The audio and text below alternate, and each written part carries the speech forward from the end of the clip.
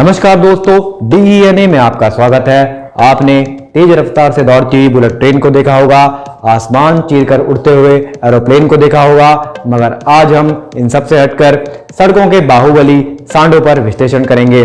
हमें उम्मीद है कि इस विश्लेषण को देखने के बाद आपका नजरिया सांडों के प्रति पूरी तरह बदल जाएगा और वैश्विक मंच पर आप सांडों को पूरा मान सम्मान देने की कोशिश करेंगे। भारतीय स्वास्थ्य मंत्रालय को सुझाव देते हुए सांडों के CEO ने लिखा है कि यदि आज का युवा जिनके खर्चे और डिप्रेशन से बचना चाहता है तो उसको सांडों की लाइफस्टाइल फॉलो करनी चाहिए, क्योंकि सांड दिन भर सब्जी मंडी में बेफिक्र घूमते हैं और बिना जिम में पसीना बहाए अपनी बॉडी को हमेशा मेंटेन रखते हैं।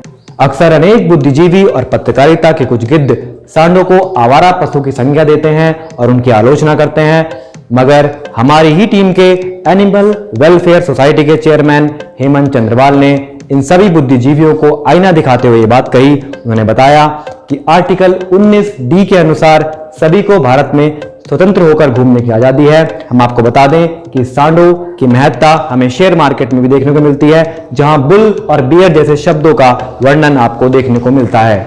मेरे हाथ में एक एनुअल रिपोर्ट है जिसे प्रत्येक वर्ष European magazine the beginning of bull era द्वारा जारी किया जा रहा है और इसमें यह दावा किया जा रहा है कि भारत की 53% से अधिक आबादी खा खाकर सांड हो चुकी है, यानी कि आबादी असली सांडों को रिप्लेस कर सकती है। हम कह सकते हैं कि अब सब्जी मंडी से लेकर सड़कों तक इस आबादी का कब्जा देखने को मिल सकता है। यदि हम सांडों के इलाकों की बात करें तो इनके दिव्य दर्शन हमें पर्वतों, पठारों, मैदानों, नदी घाटियों, मरुस्थल, हिमालय एवं प्रायद्वीप भारत में आसानी से मिल सकते हैं।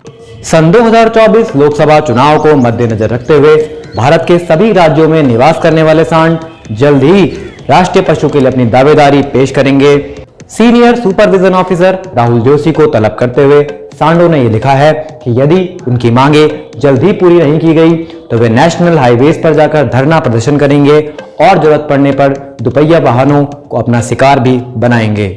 सांडों की इस दावेदारी का साथ देने के लिए जल्द ही उत्तर अटलांटिक महासागर से होता हुआ सांडों का एक दल लैटिन अमेरिका से जल्द ही भारत पहुंच सकता है, क्योंकि आप भी जानते हैं कि लैटिन अमेरिका के देश सांडों के युद्ध के लिए बहुत ही ज्यादा प्रसिद्ध हैं और अब अपने अस्तित्व को बचाने के लिए बाघों ने बुल टाइगर वॉर एक्सरसाइज शुरू कर दी है। पेश है एक रिपोर्ट।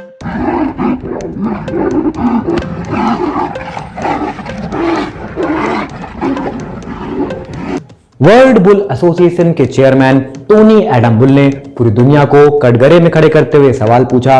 उन्होंने कहा कि गाय के दूध पर पहला अधिकार उसके बछड़े का होता है, पर मनुष्य अपने बच्चों को दूध से पालता है और कई लोग अपना काम निकल जाने के बाद गाय और बछड़े को दर दर की ठोकरें खाने के लिए छोड़ देते हैं।